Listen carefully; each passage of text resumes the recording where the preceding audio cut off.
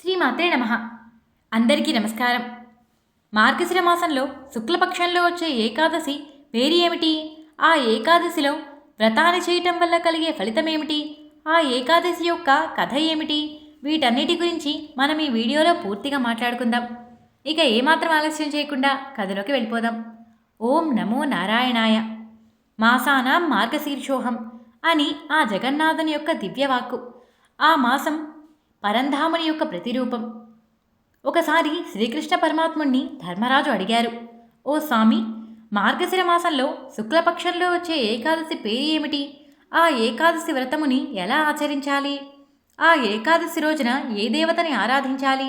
వీటి గురించి వివరంగా చెప్పండి అని ప్రార్థించగా వసుదేవుడు సమాధానమిస్తున్నారు. ఓ ధర్మరాజా, చాలా చక్కని ప్రశ్న అడిగావు. నీ ప్రశ్నలాగే నీ మనస్సు కూడా ఎంతో పవిత్రమైనది. మంచి ప్రశ్న అడిగితే సమాధానం చెప్పకుండా ఎలా ఉంటాను? తప్పకుండా చెప్తాను. భక్తి శ్రద్ధలతో ఆలకించు. నాకు ఏకాదశి తిథి అంటే ఎంతో ప్రియమైనది. ఈ తిథి యొక్క దేవత మార్గశిర మాసంలో ఏకాదశి రోజు నా శరీరం నుంచే పుట్టింది. 3 లోకాలలో చరాచర ప్రాణికోటిలన్నిటిలో కూడా మొట్టమొదట ఏకాదశి దేవత మార్గశిర శుక్లపక్షంలో ఏకాదశి రోజున నా శరీరం నుంచే పుట్టింది.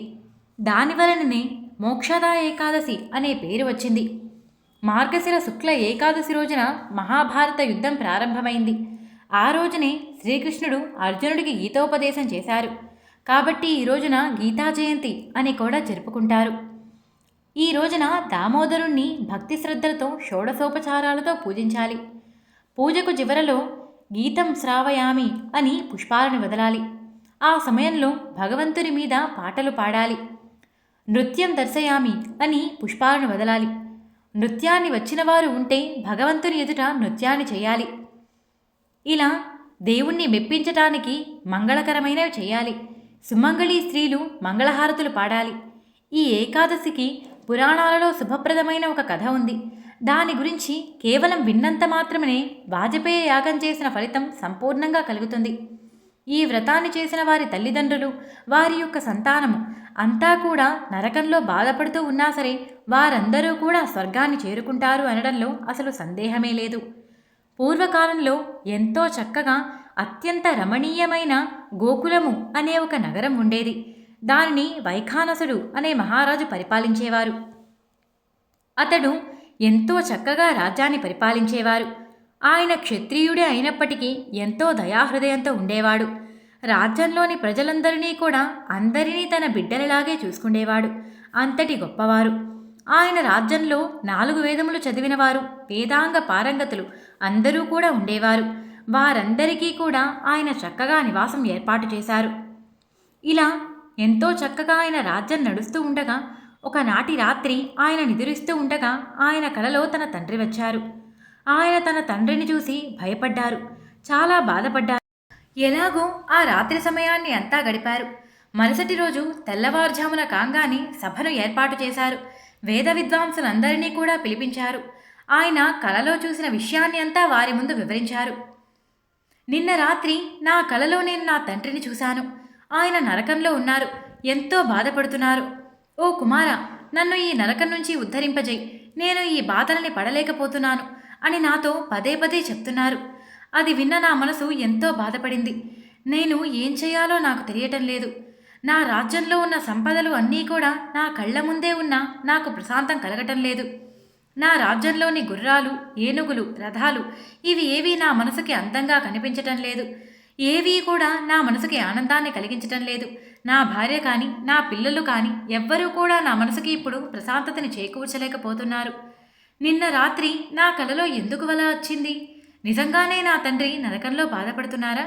అయితే నేను ఆయనకి ఎలా విముక్తి కలిగించాలి? దీనికి ఉపాయం ఏదైనా చెప్పండి అని ఎన్నో రకాలుగా ఆ మహర్షులందరినీ ప్రార్థించారు. అందులో ఒక బ్రాహ్మణుడు లేచి అంటున్నారు, మహారాజా, ఇక్కడికి దగ్గరలో పర్వతముని ఆశ్రమం ఉంది. ఆయన భూత భవిష్యత్ వర్తమాన కాలములన్నీ కూడా తెలిసినవారు. ఆయన మీ సమస్యకి ఒక చక్కని ఉపాయం చెప్పగలరు. మీరు ఆయన దగ్గరకు వెళ్తే మీ సమస్య పరిష్కరించబడుతుంది అని సెలవిచ్చారు. అది విన్న వైఖానస మహారాజు ఎంతో ఆనందించి వెంటనే పర్వతముని ఆశ్రమానికి బయలుదేరారు. ఆ ఆశ్రమం చాలా పెద్దగా ఉంది. ఎంతోమంది బ్రాహ్మణులతో నిండి ఉంది. ఆ ఆశ్రమంలో సామవేద పండితులు, అధర్వణ వేద పండితులు, అలాగే యజుర్వేద పండితులు, ఋగ్వేద పండితులు అందరూ కూడా చక్కగా వేదాన్ని అభ్యసిస్తున్నారు, వేదాన్ని చదువుతున్నారు. ఇలా ఆశ్రమం అంతా కూడా ఎన్నో రకాలైన ధర్మాలతో నిండిపోయి ఉంది. దానిని చూస్తే మహారాజు ముందుకు నడిచారు. ఆయన వైఖానస మహారాజు పర్వతముని దగ్గరికి వచ్చారు. ఆయనను చూసి సాష్టాంగ నమస్కారం చేశారు. పర్వతముని ఆయన దగ్గరకు వచ్చి ఆయనను పైకి లేపి కుశల ప్రశ్నలన్నీ అడిగారు. ఓ రాజా, నీ రాజ్యమంతా సుభిక్షంగానే ఉందిగా? నీ పరివారం అంతా కూడా చక్కగా ఉన్నారా? అందరూ ఆయురారోగ్యాలతో బాగున్నారా? నీకు శత్రుబాధలేవీ లేవుగా? నీవు రాజ్యం అంతా సౌకర్యంగానే ఉన్నాయా అని కుశల ప్రశ్నలు అడిగారు. మహర్షి మాటలకు సమాధానంగా వైఖానస మహారాజు, మీ దయ వల్ల అన్నీ చక్కగా ఉన్నాయి స్వామి. కానీ ప్రస్తుతం నా మనస్సుని ఒక కలవరం బాగా బాధ పెడుతోంది. నా మనస్సు గొప్ప కీడును తలంచుతోంది. నాకు ఏం చేయాలో తెలియక మీ దర్శనార్థమై వచ్చాను. మీరే నాకు ఒక ఉపాయం చెప్పండి. నిన్న రాత్రి నా తండ్రి నా కలలో కనిపించారు. ఆయన నరకంలో ఉన్నానని ఉద్ధరించమని నన్ను ఎన్నో రకాలుగా వేడుకుంటున్నాడు. దానికోసమే మీ దగ్గరికి వచ్చాను. ఏదైనా ఒక తరుణోపాయాన్ని చెప్పండి స్వామి అని ప్రార్థించగా ఆ మహర్షి 2 క్షణాల పాటు ధ్యానంలో నిమగ్నమయ్యాడు. ఆ రాజు యొక్క గత జన్మ పాపాలు అన్నీ తెలుసుకున్నవారై మహారాజుతో అంటున్నారు. ఓ రాజా, నీ తండ్రి పూర్వజన్మలో 2 భార్యలు కలిగినవారు. అయితే కేవలం ఒక్క భార్యను మాత్రమే ప్రేమగా చూసుకుండేవాడు. 2వ భార్యని పట్టించుకుండేవారు కాదు.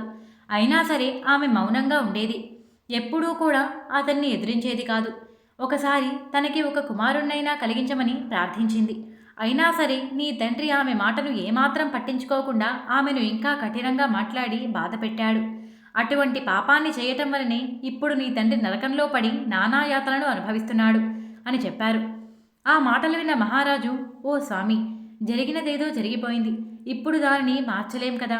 దయచేసి నరకంలో ఉన్న తండ్రికి ఏదైనా ఉపాయం చెప్పి స్వర్గంలోకి మారేటట్టుగా చేయండి అని వేడుకున్నారు. దానితో మహర్షి ఇలా అంటున్నారు. ఓ రాజా, మార్గశిర మాసంలో శుక్లపక్షంలో వచ్చే ఏకాదశి రోజున నీవు, నీ కుటుంబ సభ్యులు, నీ పరివారం అంతా కూడా ఏకాదశి ఉపవాసాన్ని చేయండి. ఈ వ్రతాన్ని ఆచరించి ఆ ఫలితాన్ని అంతా కూడా నీ తండ్రికి ధారపోయి దానివలన నీ తండ్రి మోక్షాన్ని పొందుతాడు, ముక్తుడు కాగలుగుతాడు. అది ఎందుకు అన్న సందేహం నీకు వస్తే ఆ ఏకాదశి పేరు మోక్షద అని పేరుతో ప్రసిద్ధి పొందింది. ఈ ఏకాదశి వ్రతం చేయటం వలన మోక్షం ప్రాప్తిస్తుంది అని ఆ మహర్షి సంపూర్ణంగా వివరించారు. ఇదంతా తెలుసుకున్న మహారాజు ఆ మహర్షికి నమస్కరించి ఆయన దగ్గర నుంచి సెలవు తీసుకున్నారు. తిరిగి తన రాజ్యానికి చేరుకున్నారు. అక్కడ తన పరివారం అందరితో కూడా ఈ విషయాన్ని చెప్పి వారందరితో కూడా కలిసి ఉపవాస వ్రతాన్ని చేసిన వారే ఆ ఫలితాన్ని అంతా కూడా తన తండ్రి గారికి ధారపోశారు. అలా పోసిన వెంటనే దేవతలందరూ కూడా స్తోత్రం చేస్తూ నరకం నుంచి స్వర్గానికి ఆయనను తీసుకువెళ్తున్నారు. అంతలో వైఖానస మహారాజుకి ఆకాశంలో తన తండ్రి గారు కనిపించారు. కుమారా, నాయన, నీకెప్పుడూ శుభం కలుగుతుంది, నీ రాజ్యమంతా కూడా సుభిక్షంగా ఉంటుంది అని ఆయన ఆశీర్వదిస్తున్నారు.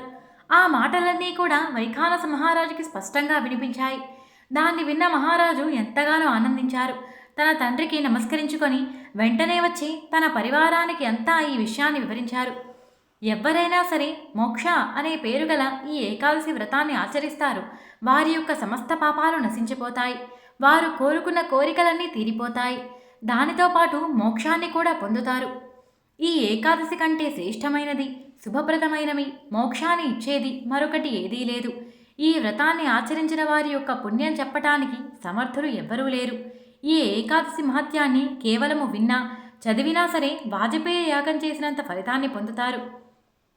ఈ ఏకాదశి భౌతిక సంపదలను అలాగే మోక్షాన్ని రెండిటినీ ప్రసాదిస్తుంది. ఈ కథ మనకి బ్రహ్మాండ పురాణంలో వర్ణించబడింది. అలాగే ఏకాదశి ఉపవాసం చేయాలి అనుకునేవారు నిర్జల ఉపవాసం చేయవచ్చు. అలా చేయలేని వారు కేవలం పాలు పళ్ళని మాత్రం తీసుకొని చేయవచ్చు. అలా కూడా చేయలేని వారు సగ్గుబియ్యంతో తయారు చేసేవి కానీ లేకపోతే పండ్లు కానీ ఏదైనా తీసుకుని సాత్విక ఆహారంతో ఉపవాసాన్ని చేయాలి. ఇలా చేయవచ్చని పురాణంలో మనకి చెప్పబడింది. ఈ విషయాన్ని మీరు మొదటిసారి వింటున్నట్టయితే వీడియోకి ఒక లైక్ చేయండి. మన ఛానల్ని చూడటం ఇదే ఫస్ట్ టైం అయితే సబ్స్క్రైబ్ చేసుకోండి. పక్కనే ఉన్న బెల్ సింబల్ని ఆన్ చేసుకోవడం మర్చిపోకండి. అలా అయితే నేను పెట్టే ప్రతి వీడియో తప్పకుండా మీకు నోటిఫికేషన్ వస్తుంది.